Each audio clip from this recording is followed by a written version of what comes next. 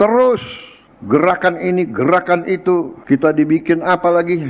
Indonesia gelap, matanya buram, Indonesia gelap. Sekarang ini nampaknya Indonesia gelap memang di pandangan apa namanya anak-anak muda yang membuat hashtag itu, dan kita semua Indonesia gelap. Faktanya memang gelap. Dilihat dari segi apapun Indonesia gelap. Utangnya tidak bisa dibayar, itu Indonesia gelap tuh. Tagihan-tagihan yang jatuh tempo bakal membuat Indonesia makin gelap. Indonesia terang. Ada yang mau kabur, ada yang mau kabur, kabur aja. Kok kabur aja ke sana? Mungkin ada yang mau kabur ke Yaman, silakan.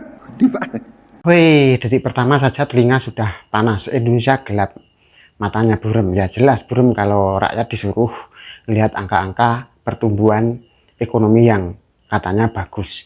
Padahal perut makin keroncongan. Terus dengan entengnya bilang kabur aja. Wah, ini sombong banget ini. Emangnya negara ini milik nenek moyang situ aja. Kita bayar pajak. Kita yang bangun negeri ini di bawah. Begitu kita kritik karena kelihatannya makin gelap, malah disuruh pindah ke Yaman. Ini pemimpin atau... Mau kabur kemana? Kabur aja deh, kabur aja deh. Iya, kabur aja biar kita nggak gaduh. Kabur aja dulu itu. Ya harus dimaknai orang ingin mencari keadilan susah di dalam negeri. Jangan dijawab dengan mengatakan kabur aja sudah itu nggak usah kembali, ngapain lu gitu. Nah itu pernyataan jawaban yang sangat jahat. Benar kata Pak Mahfud, ini pernyataan yang jahat. Mana ada presiden di forum terbuka malah ngusir rakyatnya sendiri. Ingat ya, tahun 98 ada yang kabur ke Yordania. Pas lagi panas-panasnya, sekarang malah nantang rakyat buat kabur. Hebat ya, lupa ingatan atau gimana. Rakyat itu bukan tamu yang bisa diusir seenaknya. Kalau nggak sejalan sama kemauan Bapak. Kabur aja, kok kabur aja ke sana? Tidak layak seorang presiden dalam forum terbuka untuk publik bicara seperti ini. Presiden tidak layak bicara seperti ini kepada rakyat. Prabowo tidak layak dalam tanda petik mengusir rakyatnya untuk kabur, entah ke Yaman atau ke belahan bumi lainnya. Tidak layak bagi seorang presiden menyuruh rakyatnya untuk kabur. Dan bukankah pada peristiwa 1998 ada orang yang justru kabur ke Yordan? Walau dengan nomenklatur lain. Prabowo sendiri sudah pernah mengakui dalam akun Twitternya, yakni bahwa pada 2014 yang lalu, dirinya mengaku sedang mengasingkan diri saat pada peristiwa 1998 setelah diberhentikan oleh Dewan Jenderal TNI, kemudian dia ke luar negeri ke Yordan. Kalau saudara mau, silakan. Jangan ikut pemerintah yang saya pimpin. Pilih. Tiap manusia boleh pilih. Pilih jalan rakyatmu atau pilih mengabdi ke yang lain. Saya tidak akan toleransi mereka-mereka yang tidak patriotik. Sepintar kau apapun, kalau kau tidak bela bangsamu sendiri, tidak ada tempat di sekitar saya. Carilah orang lain. Jadi itu pernyataan keras dari masyarakat. Kabur aja dulu daripada pemerintahnya kayak gini kan gitu.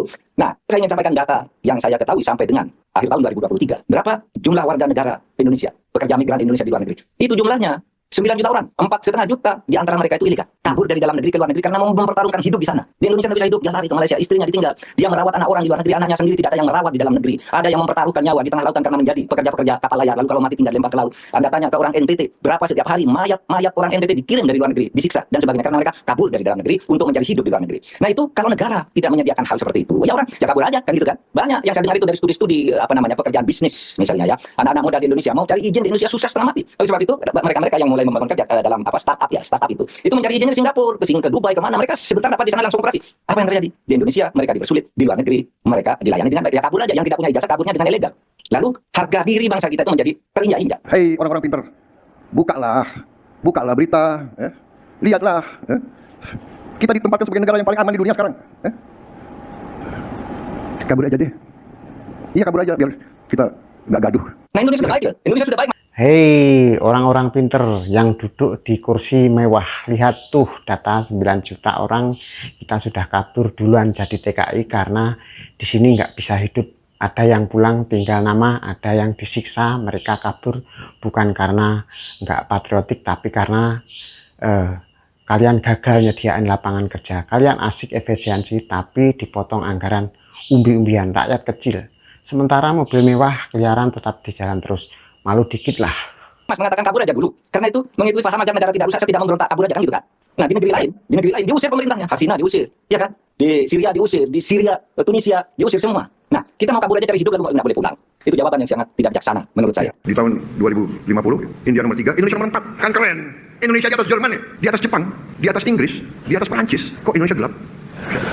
Jadi di 2050 Indonesia akan terang benderang. Logikanya supaya terang benderang sudah kegelapan dulu. Kan terangnya itu nanti tahun 2050 bukan sekarang. Jadi kita mulai mendeteksi psikologi Presiden Prabowo yang mulai merasa tersinggung karena dianggap Indonesia dalam kegelapan. Tapi logika Presiden justru menerangkan buat kita dalam keadaan kegelapan karena itu tugas Presiden untuk membuat Indonesia terang. Memang kadang-kadang sulit orang yang sudah nyaman, ya kan? Ternyata kita melihat di mana-mana kita bisa menghemat. Menghemat itu baik. Menghemat adalah untuk dipakai di bidang yang lebih penting. Tapi persoalannya pemberlakuan efisiensi itu bukan berarti pemotongan anggaran semata. Anggaran yang sudah benar tidak harus dipotong. Anggaran yang sudah berjalan tidak harus ditiadakan. Karena kami ngasih makan gratis, maka anggaran ini harus dipotong. Bukan begitu efisiensi. Efisiensi itu untuk yang bagus-bagus, cari sumber-sumber produktif untuk membiayai. Kalau cuma mau ngasih makan gratis lalu mengambil anggaran yang menyebabkan orang kehilangan lapangan kerja di infrastruktur, di pendidikan dan sebagainya, ya itu namanya bukan efisiensi. Selama tidak dari diri mereka sendiri yang membuat peraturan efisien ini melakukan sesuatu atas diri mereka sendiri, maka nggak akan ada masyarakat yang bisa apresiasi. That's it, as simple as that gitu. Selama kalau kita minta orang mengorbankan sesuatu, maka korbankanlah dulu diri kita sendiri. Sesimpel itu. Itulah pemimpin, itulah wakil. Ini saya tidak, it's not rocket science gitu. Untuk paham, jadi nggak perlu pemerintah mikir formula kayak gimana pun. Kita butuh efisiensi, kita sepakat, kita butuh efisiensi. Ini as simple as political will yang tidak dirasakan masyarakat sama sekali. Karena ketika kita sedang susah-susahnya, semua elemen dari birokrasi itu sedang susah-susahnya, kita lihat di televisi sedang karaoke pejabatnya di fasilitas yang mewah. How can be masyarakat bisa menerima itu? Nggak perlu sholat tinggi untuk paham hal kayak gitu. Jadi jangan dibawa ABCD. Tunggu, kamu mau beres ini, kamu baru beres ini, kamu mau beres ini, kami dukung. Tapi apa yang kamu lakukan untuk dirimu sendiri sehingga kami tahu kamu melakukan ini untuk negara ini. Dan itu tidak, sekali lagi aku tekankan, tidak merugikan pejabat itu sama sekali. Mereka kehilangan mobil dinas 0% kerugian yang mereka rasakan. Dan itu terjadi di semua negara. Memang kadang-kadang sulit orang yang sudah nyaman, ya kan, studi banding ke luar negeri, ya kan. Saya paham karena rakyat kita banyak yang, ya kan, banyak anggota kader-kader kita juga nggak pernah ke luar negeri. Saya paham, tapi percayalah saudara-saudara, saya yang sering ke luar negeri, di luar negeri ya gitu-gitu aja, di luar negeri ya gitu-gitu aja. Once kita keluar negeri, kita bisa melihat menteri di transportasi umum, kita bisa lihat wakil menteri membawa dengan masyarakat tidak mendapat fasilitas rumah dinas. Di Swedia, di negara-negara Skandinavia atau di negara yang kita bisa bandingkan, Vietnam sekalipun, tidak ada pejabat, tidak ada pemerintahan di seluruh dunia ini yang memfasilitasi pejabatnya lebih mewah dari Indonesia. Dan saya siap menanggung semua risiko atas apa yang saya omongin, dan stand saya tetap sama. Ada yang mengatakan kabinet kita gemuk, banyak, ya kan. Tapi kalau banyak orang hebat, kenapa? Bayangkan, ketika pelantikan kabinet dibuat pemerintah baru naik, hal pertama yang dilakukan government adalah melakukan efisiensi anggaran, tapi bukan untuk pelaksanaan umbi-umbian, istilah anak PNS dulu yang non eselon itu umbi-umbian, bukan untuk kegiatan operasional yang umbi-umbian atau ngambil jatah-jatah hal-hal yang emang benar-benar mereka. Aku sebagai ASN dan sekarang bukan ASN lagi, aku udah ngerasain bagaimana jadi ASN di salah satu kementerian yang dianggap paling settle, dan itu pun nggak yang terlalu besar seperti anggapan masyarakat itu. Cukup, tapi nggak akan bisa bikin kita punya rumah di tahun itu. Jakarta pun sulit gitu, untuk cash atau segala macam. Artinya mereka itu punyanya segitu. Sekarang banyak hal-hal yang dipotong dari mereka, dan kita harus melihat mereka. Sementara di sisi yang lain kita melihat mobil patwal ngawal mobil pejabat Lexus yang harganya 3,8 M, kalau versi VIP-nya bisa sampai 4,2 M. Nah, patwal juga ngawal mobil pejabat di tengah kemacetan dan tidak ada pejabatnya. Tidak ada pejabatnya. Operasionalnya, fasilitasnya, tukang kebunnya, sapamnya, security-nya, kemewahan hotelnya yang berbeda dengan pelaksanaan yang lain, itu tidak diganggu gugat. Yang diganggu gugat, yang selalu dibilang efisiensi adalah apa yang para PNS kecil ini yang duit gajinya cuma tutup lubang gali lubang, mereka yang ngerasain dampaknya. Bukan anggota legislatifnya, bukan menteri wamen staf khususnya, ini mereka yang paling terdampak. Tidak ada pemotongan tunjangan untuk pejabat, tidak ada pemotongan hal-hal lain seperti itu yang kena, ya, yang selalu yang dibicarakan oleh PNS saya sebut lagi umbi. Kami dapat THR enggak ya? Gaji 14 gimana ya? Ketakutan seperti itu yang terjadi. Bayangkan Bandingin sama Swedia atau Vietnam, nggak ada pejabat semanja di Indonesia ini. Di sini wamen aja minta dikawal patwal, mobil Lexus miliaran, jalan ditutup buat mereka lewat.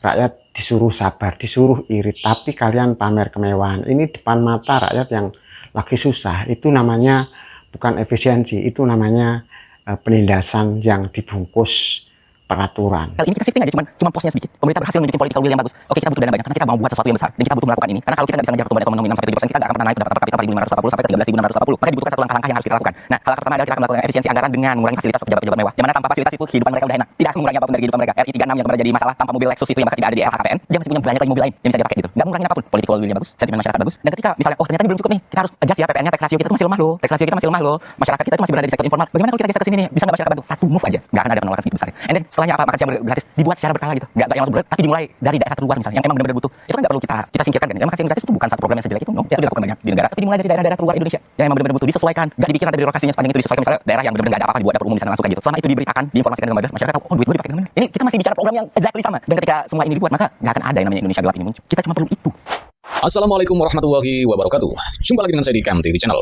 Ya, barusan kita saksikan sebuah pidato Presiden kita Pak Prabowo Subianto yang ya berkali-kali ya statement-statement ini diungkapkan seolah-olah Pak Prabowo masih sakit hati terhadap para mahasiswa yang ketika itu menyuarakan Indonesia gelap, kabur aja dulu.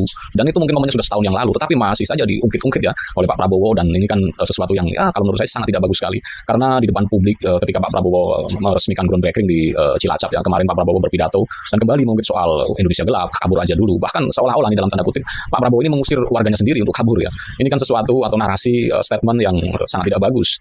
Seolah-olah menantang warga Indonesia untuk ya kabur aja. Kalau nggak ikut pemerintahan saya kabur. Ini kan sama aja Presiden mengkritik atau menyinyiri warganya sendiri supaya kabur, karena menarasikan ketika itu Indonesia gelap. Dan itu momennya sudah setahun yang lalu. Dan ada apa kok ini diungkit-ungkit lagi? Nggak ada narasi lain atau nggak ada ya, pidato-pidato yang lain. Hanya itu saja yang mungkin melekat di benaknya Pak Prabowo soal tagar Indonesia gelap, kabur aja dulu. Itu kan momennya sudah setahun yang lalu. Bahkan sudah berkali-kali direspon. Tetapi tiba-tiba kata-kata itu muncul lagi kemarin dan ini membuat para netizen, para akademisi juga mempertanyakan kenapa narasi ini muncul lagi. Apa memang Indonesia ini benar-benar apa benar yang pernah dikatakan oleh para akademisi, oleh para ekonom bahwa Indonesia ini sedang tidak baik-baik saja. Ya memang dolar sudah tembus 17.300 dan Dolar tuh sudah 17.300 Pak, bukannya urusin itu malah sibuk baper urusin tagar setahun lalu. Kalau memang Indonesia nggak gelap, buktikan pakai kerja nyata, bukan pakai urat leher buat nantang berantem rakyatnya sendiri.